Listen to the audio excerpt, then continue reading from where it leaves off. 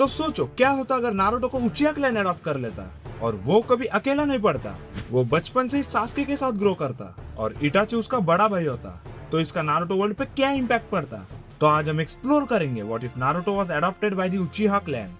Nine tails attack के बाद Minato और कुशिना दोनों मर जाते हैं और पीछे छोड़ जाते हैं उनका बेटा नारुतो, जिसे पूरा विलेज हेट करता है। सब उसे मॉन्स्टर समझते थे, लेकिन मिकोटो उचिहा को नारुतो के लिए सिंपैथी फील होती है। So after a lot of discussion Mikoto finally Hiruzen और फुगाकू को कन्विंस कर लेती है कि नारुतो उचिहा क्लैन के साथ ही रहेगा।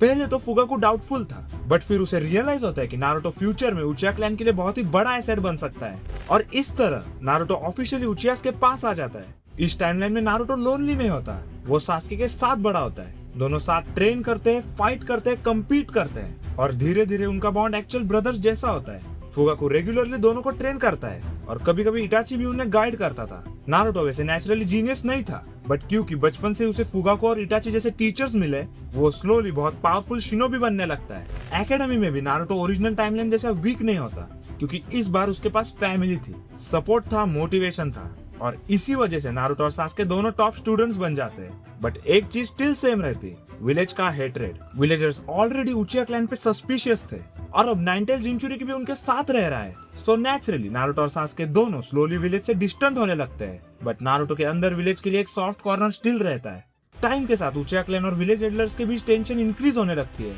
उचिहा क्लैन में कूडेटा की प्लानिंग सीक्रेटली चल रही होती है और इटाची इम्पॉसिबल चॉइस में फंस चुका होता है, क्लैन या विलेज। देन फाइनली वो ट्रेजिक नाइट आ जाती है। नारुतो और सास्के एकेडमी से घर लौटते हैं और पूरा उचिहा कंपाउंड उन्हें डेड मिलता है। बॉडीज हर जगह बिखरी होती है और इन सब बॉडीज के बीच खड़ा होता है इटाची, जिसने अपने पेरेंट्स तक को मार दिया। इस मोमेंट में दोनों कंप्लीटली ब्रेक हो जाते हैं। सास्के को इटाची के लिए अनबेरेबल हेट्रेड फील होता है, अब उसे सिर्फ रिवेंज चाहिए होता है। और नारुतो ने ऑलरेडी अपने रियल पेरेंट्स को कभी देखा भी नहीं था और अब जिस फैमिली ने उसे एक्सेप्ट किया वो भी उसके सामने मर गई।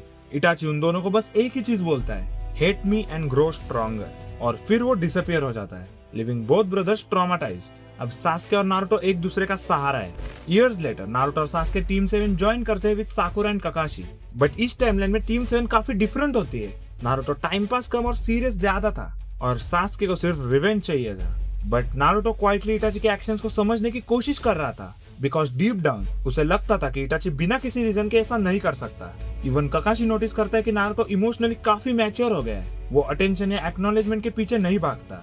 उसका मेन फोकस होता है protecting the people close to him, specially Sasuke.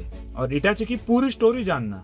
Time के साथ दोनों स्ट्रॉन्गर होने लगते हैं। चुनिन एग्जाम्स में सास्के को ओरोचिमारू का कर्स मार्क लग जाता है और फिर ओरिजिनल टाइमलाइन की तरह सास्के ककाशी के साथ ट्रेन करता है और नारुतो जिराया के साथ। जिराया नारुतो को चाक्रा कंट्रोलर रासेंगन सिखाता है, वेयरएज ककाशी सास्के को चिडोरी। बट डिस्पाइट ऑल दिस उसका हेटरेड फॉर इटाची कभी कम नहीं होता।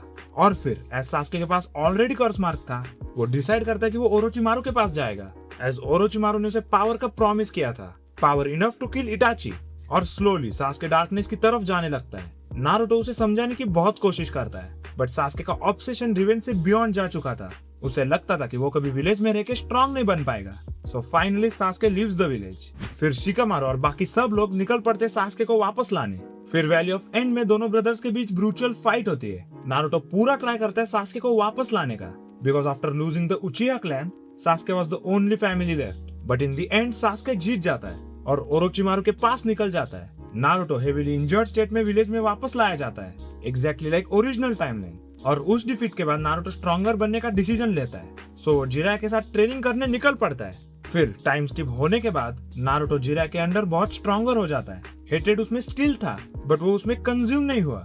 मीनवाइल सास्के कंप्लीटली डार्कनेस में डूब चुका था। उसका एंटायर एग्जिस्टेंस सिर्फ इटाची को किल करने के अराउंड रिवॉल्व करता था। इवेंचुअली सास्के ओरोचिमारू को बिट्रे करके उसे मार देता है और फाइनली इटाची अगेंस्ट सास्के की बैटल स्टार्ट होती है। और बहुत बैटल होने के बाद सास्के फाइनली इटाची को मार देता है। उसके इमीडिएटली बाद ओबिटो आ जाता है और वो सास्के को हाइड आउट ले जाके उसे पूरा ट्रूथ बताता है कि कैसे विलेज एल्डर्स ने इटाची को फोर्स किया to kill his own clan, कैसे इटाची ने सब कुछ सैक्रिफाइस किया नारुतो और सास्के के लिए, और कैसे वो आज तक सब कुछ विलेज के लिए कर रहा है। सास्के ये सुन के कम्प्लीटली ब्रेक हो जाता है और अब उसका हेट्रेड इटाची से शिफ्ट होकर कोनोहा विलेज पे आ जाता है। मीनवाइल पेन आर्क के बाद 5 का समिट के टाइम नारुतो भी इटाची का ट्रूथ जान जाता है और ऑनेस्टली वो रो पड़ता है, because now everything finally makes sense. क्योंकि इटाची ने उसे और सास्के को छोड़ दिया, वो अकेला सफर करता रहा, नारुतो पूरी तरह से इमोशनल हो जाता है आफ्टर हियरिंग द ट्रूथ, क्योंकि अब उसे समझ आ चुका था इटाची कभी बुरा नहीं था। और यही से नारुतो और सास्के के पार्ट्स कंप्लीटली सेपरेट हो जाते हैं। Sasuke chooses revenge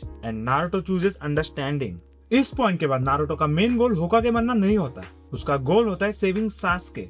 then during the war Naruto finally meets reanimated Itachi, और इटाची पर्सनली नारुतो को सब कुछ एक्सप्लेन करता है, उसके रिग्रेट्स, उसके मिस्टेक्स और उसका प्यार नारुतो और सास्के के लिए। इटाची नारुतो पे ट्रस्ट करता है क्योंकि उसे पता था नारुतो एक लौता इंसान है जो सास्के को डार्कनेस से वापस ला सकता है। और एग्जैक्टली उसी पॉइंट से वॉर का rest timeline almost original story जैसा ही होता है, एक्सेप्ट इस बार नारुतो और भी ज्यादा मोटिवेटेड होता है। वो सिर्फ दुनिया को बचाने के लिए फाइट नहीं कर रहा था, he was fighting to save his brother.